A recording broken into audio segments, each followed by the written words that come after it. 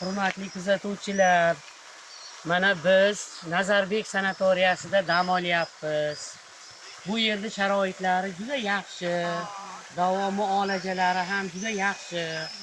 Ayniqsa mana mineral suvlari, fizlicheniyalari, mana ayniqsa ertalab nahorga bizga o'sha tuya sutini berishadi.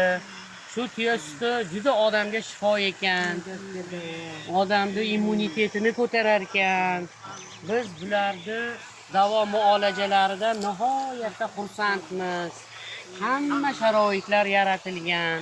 Mana oshxonada o'sha 3 mahal oziq ovqatlar ham hammasi o'sha salatlari bilan odamni o'sha immunitetini ko'taradigan, uni salomatchiligini tiklaydigan oziq-ovqatlar bilan ta'minlashyapti. Mana bugun sanatoriyada favvora mana ochildi. Juda chiroyli manzara, qushlarni ko'pligini, bu sanatoriyani havosi tozaligiga gap yo'q. Kelinglar, dam olinglar, afsuslanmaysizlar.